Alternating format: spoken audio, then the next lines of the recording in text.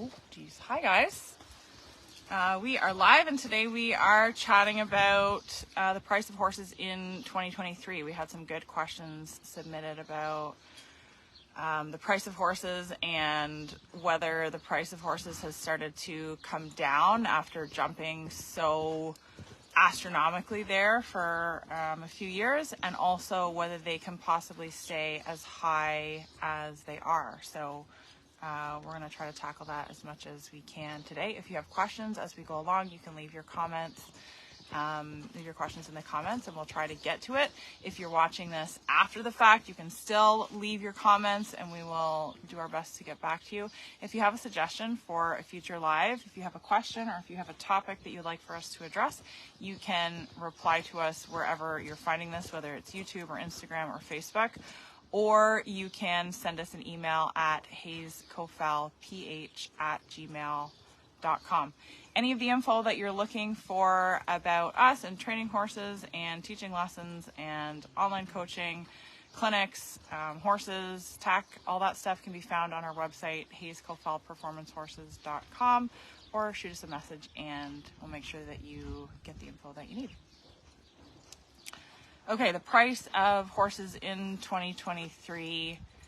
Has the price of horses come down at all? That was a little bit of a vague question because it didn't say from when, but I think we all kind of assume that it's from when they took a massive jump. During COVID? During COVID, yeah. What do you think? I think that some of them have come down. Like, it seemed like for a little while, even just like a backyard horse, you know, that doesn't have any professional training or isn't well bred. It seemed like they were for a little while going for like $12,000, and I think those ones have come down. They're a little bit more kind of where they need to be. I think a little bit more of a fair price. Yeah, those ones were the biggest ones where I thought this is ridiculous. Those ones jumped up a lot. It seemed, yeah, like it was just a 8,000 to 10,000 for some piece of junk that. Yeah. I feel like those ones have come down a little bit, but I don't feel like the price of, at least with the reiners, has come down for broke reiners, broodmares, 2-year-olds, yearlings, weanlings, embryos. I feel like if anything, it's kind of going the other way. What do you think? Yeah, I think those riding horses at like 75 to 12. That just got ridiculous. Mm-hmm. And I mean, I don't know how many times we tell people just be patient and wait. Just wait a little while. You know, they're not worth it. But the good horses, I think the problem was pre-COVID was that there wasn't a big enough divide between the good horses and the average horses, or whatever you want to call them. Backyard horses that just were there. There wasn't a big enough divide between those. As we're now with COVID, I think, or after COVID, I think it kind of said, okay, the really good ones are still worth some money and are worth, good solid money because they're harder to find, harder to get.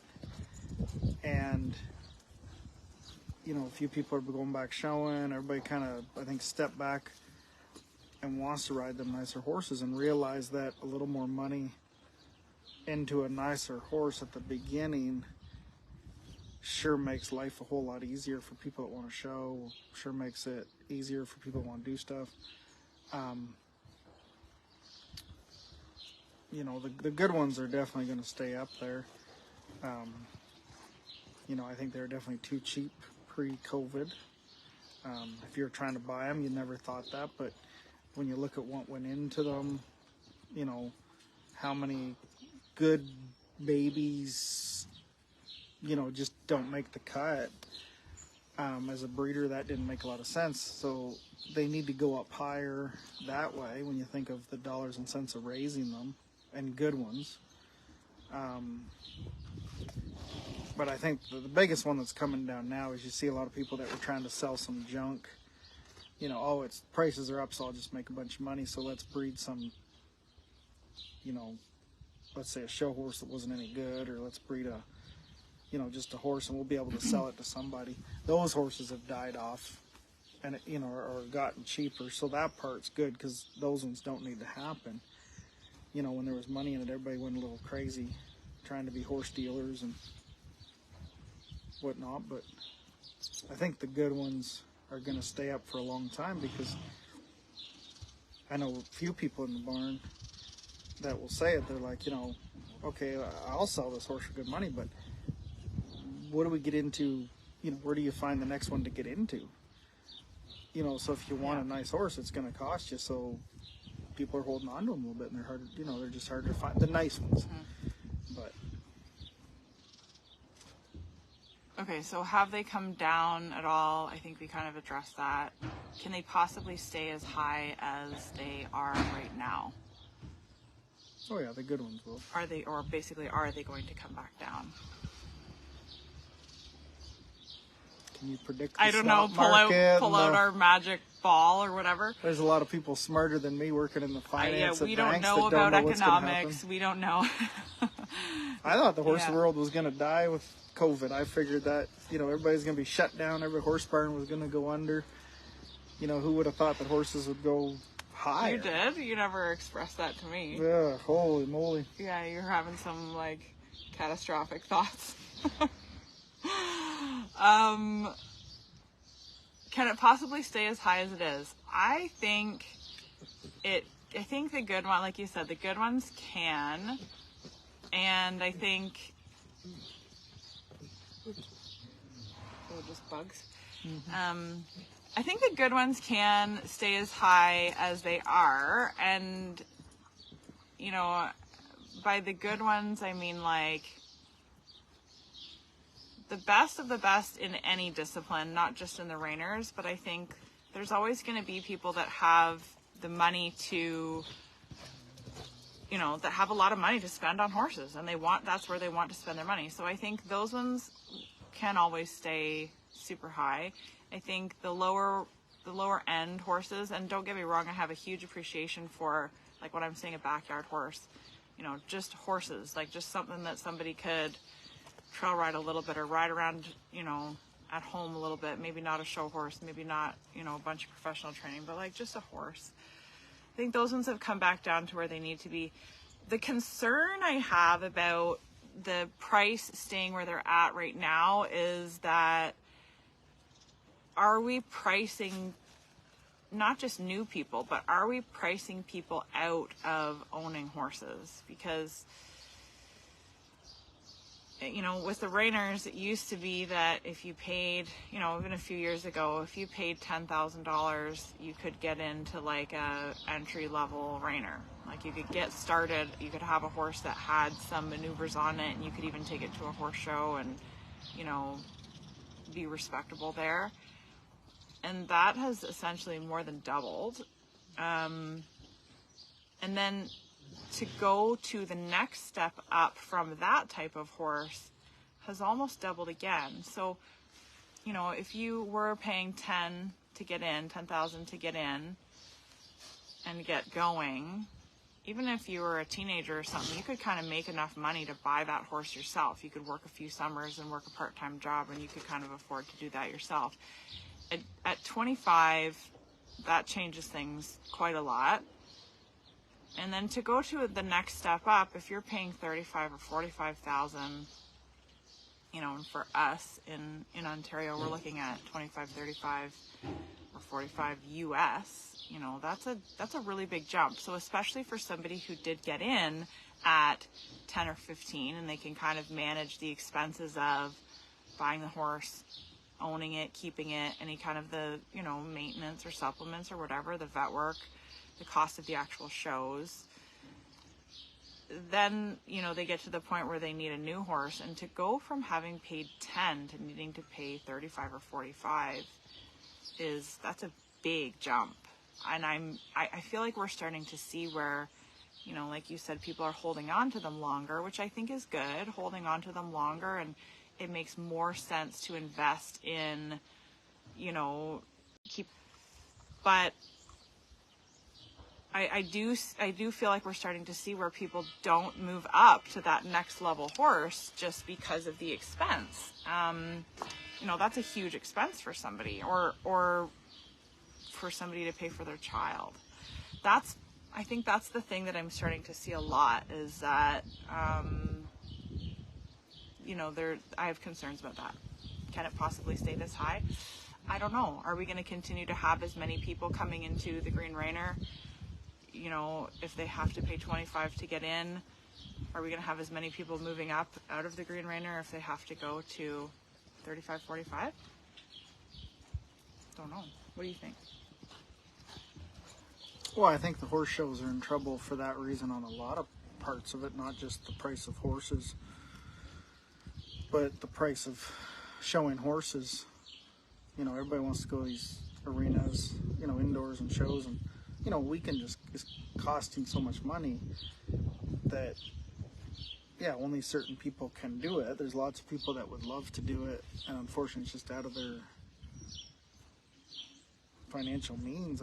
As a kid, I know I could never have even thought of doing that.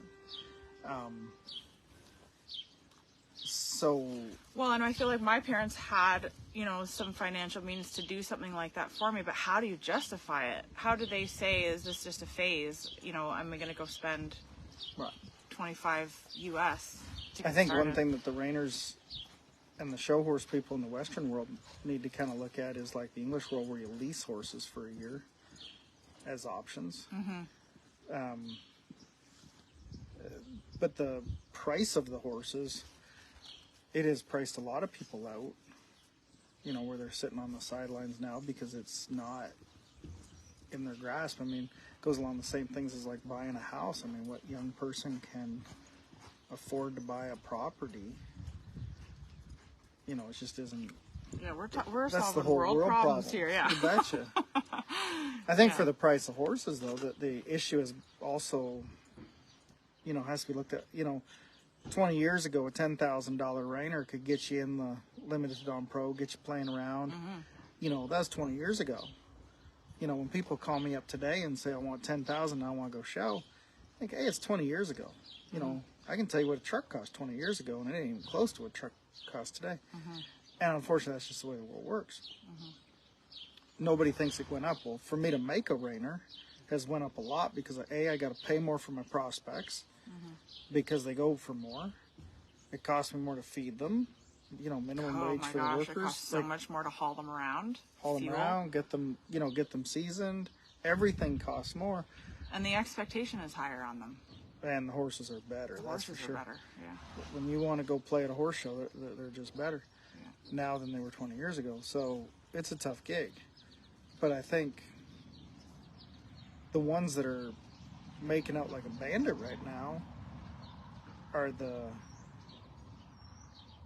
club shows and stuff, as far as people being able to buy them a little cheaper horses, enjoy going, we've seen the numbers at a Midwest show, which is a club around our area. It's kind of one step up from a club show, but one step down from a breed show. My God, they had huge numbers. Mm-hmm. It was they're all 2-day shows now, I think, right? I don't know if all of them are. I'm not sure. But people are saying, okay, where's the things that we can go to that are maybe different than a reining show and whatever, because owning a horse has gotten expensive. Mm-hmm. I do think there's a cartoon out that just says it perfectly. It said 100 years ago, everybody owned a horse and the rich owned a car. Nowadays, everybody owns a car and only the rich can own horses. Yeah. And I don't know how to solve that problem. Mm-hmm. It costs so much to raise them and do everything. But I think for the price of horses, there's a big divide between the nice horses, and the ones that are, there's just something wrong with them. And the neat part about it, though, if people want to get in on cheaper horses, I do think that people need to realize they can do it, but there might be some maintenance in the shoeing department. There might be some maintenance in the vet department, Mm-hmm. And that's another thing, everybody talks about, I want the perfect horse and I want it for $5,000. Well, that isn't going to happen. That's not happening now, no. And, we've bought lots of horses for people as long as we know what the problems are, whether it be, it needs some therapeutic shoeing or, it needs some type of maintenance in some way. But if it matches the price tag, and you can accept that, like there's certain things that I can't accept and certain things that I will because I know I can work with it, and there's a way to get in on a little bit of a, on a budget, and knowing that stuff. But aside from just strictly buying and selling, the other concern, and this is still buying and selling, I guess, but the other concern I have about the price of horses is what it's doing to lesson barns, because I know that I'm not the only one. You were talking to somebody a couple of weeks ago who had a huge lesson barn. What did they have? 50 lesson horses or 40 lesson horses or something? I forget, it was crazy. And the majority of them were 20 and over, and there was a handful or more that were 30 and over. And in order to replace them, quiet horses to do like therapeutic type riding, very, very beginner lessons, in order to replace each one of those is going to be at least 10 grand. So from the perspective of the lesson barn owner, how many lessons does that horse have to do, and at what price to make it a viable business? And I have concerns about it. I mean, our business is changing a little bit to where, I'm basically going to more lessons of people that just have their own horses, and I'm in the same boat. Or my oldie goldie lesson horses, I've had to retire. The ones that did 2 or 3 lessons a day for me, I've had to retire them. It doesn't make sense for me to replace them, when it's going to cost at least $10,000 or $15,000. How many lessons does that horse have to do to just pull its own weight, let alone make me a little bit of money?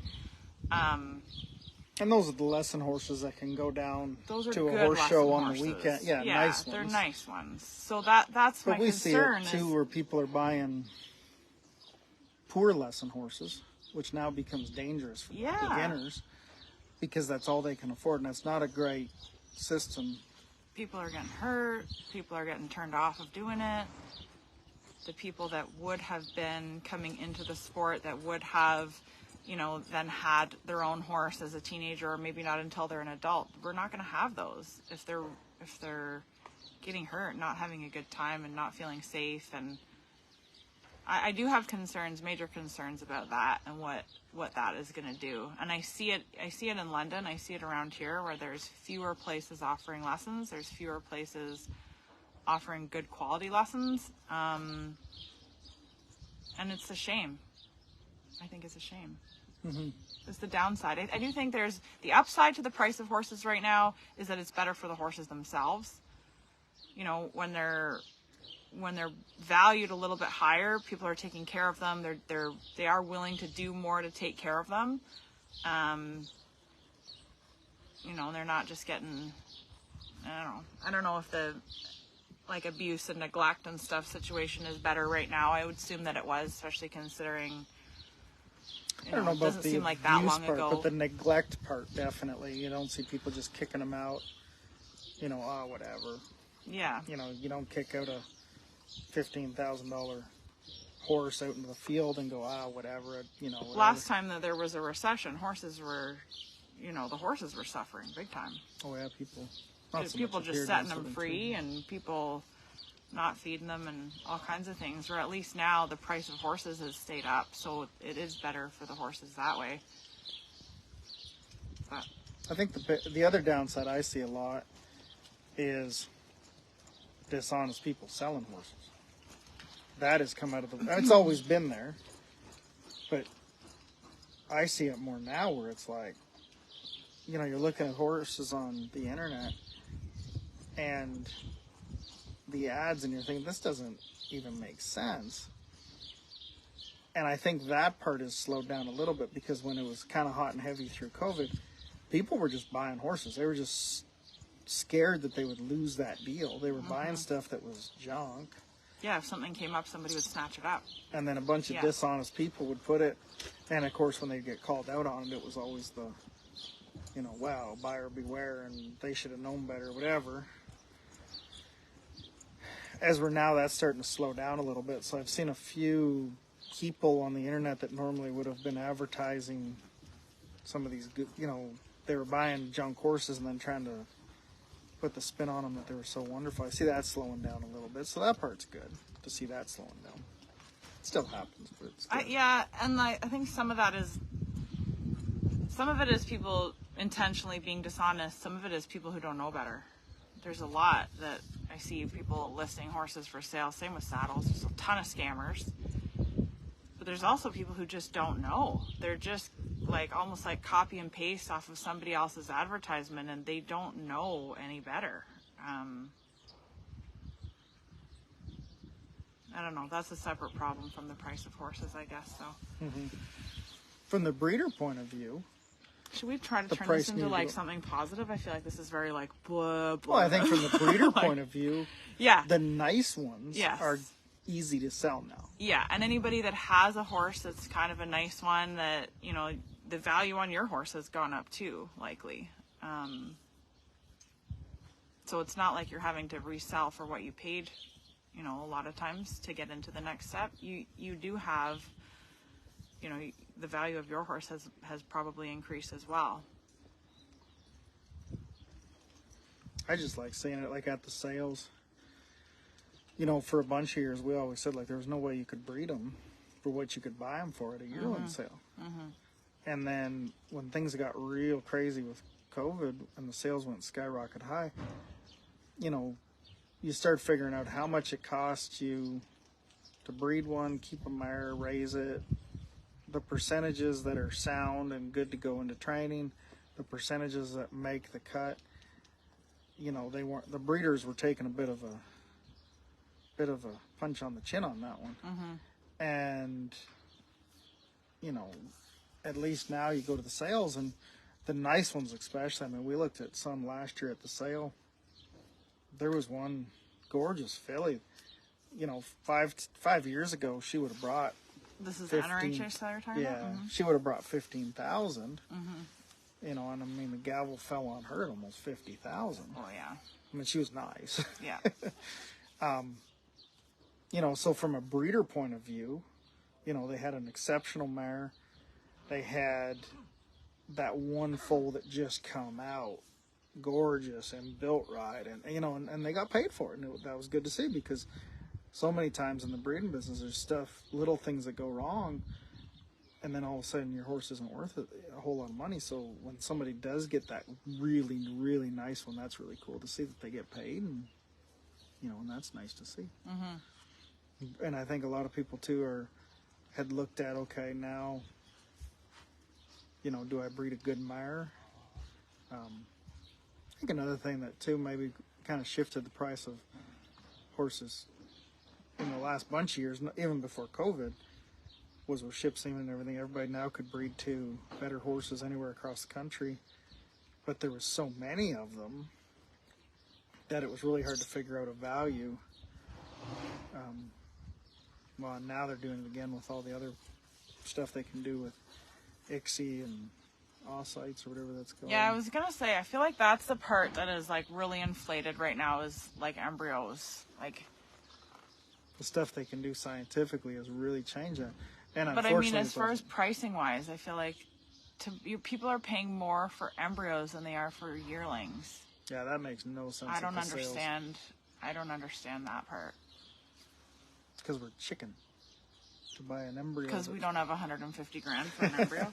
Yeah, some of those ones are absolutely crazy, but yeah, I think the price of horses is, more realistic than it was 2 years ago. But Daphne's saying, hi, good horses are like family.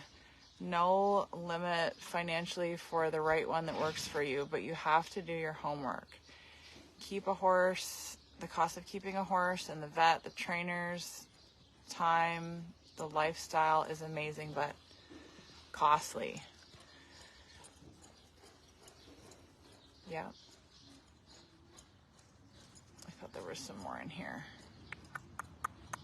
Somebody said that's the worst, but I'm not sure what the worst is. I don't know what we were talking about. We were talking about dishonest horse people. Hi, everybody. Steph, Teresa, Jenna, Gail, Rose, Carly, Sherry. Actually, as I'm seeing Rose here, we were talking about, oh, geez, I swiped the wrong way. Here we go. Rose and I were talking this morning about a really cool advertisement that came up today for some horses. Did you see this? I should have sent it to you. Some horses for sale that were on Yellowstone, the show on Yellowstone. Oh yeah. And the marketing is unreal. I think it was Matt Mills that posted it, Matt Mills Reining.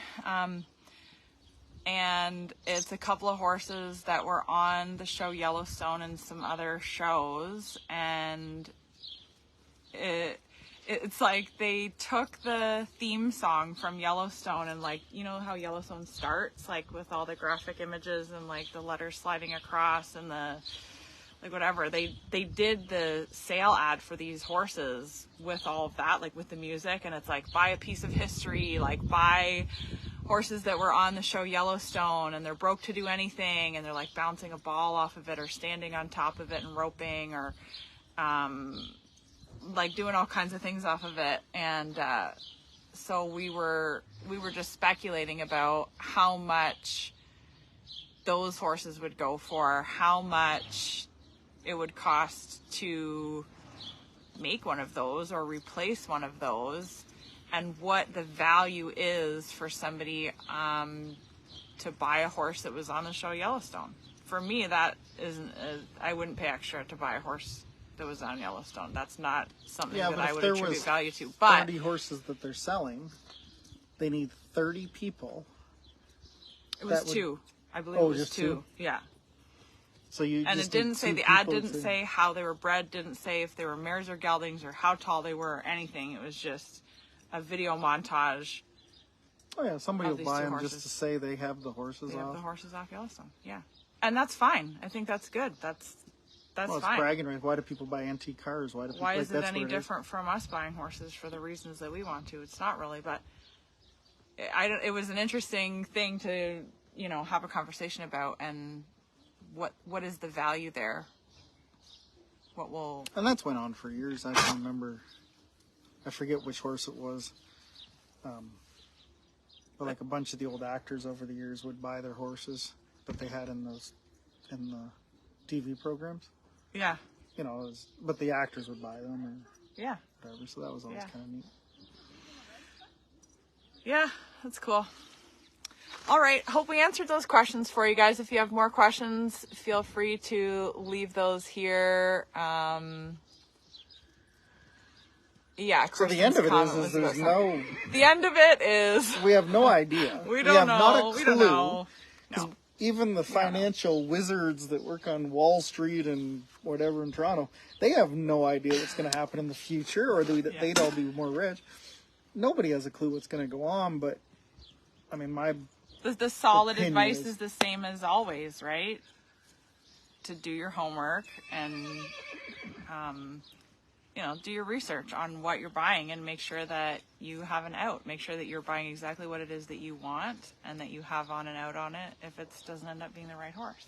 And as soon as you say the sentence, I need to buy it because there's nothing else, yeah, I likely walk away. Yeah, no, there's always something lots else. of horses, yeah. There's lots of cool ones right now around the country. Like we're starting to see all the yearling ads and all that kind of stuff. So that's always neat. Yeah. This is my favorite time of the year. Yeah. All them prospects, all the yearlings coming in. What's next? Yeah. It's a fun part of the horse world. Yeah, sure is. Here's the prediction though. Oh boy. Making predictions live on the internet? Yeah. Yeah. 3 yearlings at back pasture. Our 3 yearlings? Yep. Oh, what one's going to be the best one? Which one's the good one? Which one's the bad one? And which one do we just ship? Well, the good one is mine.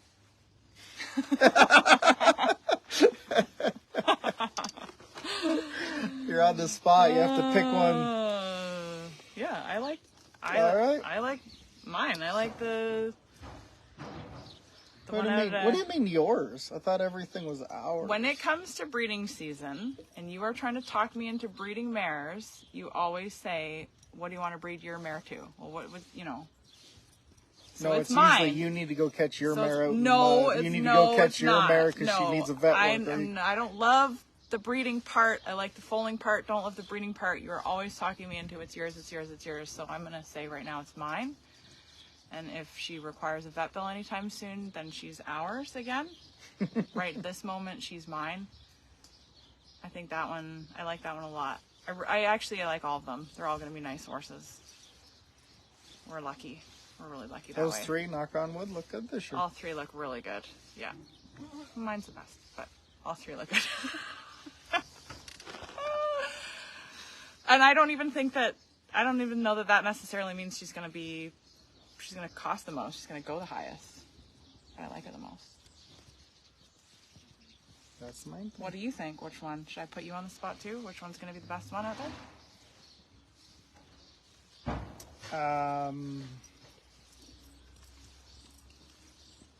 Well, I don't have one.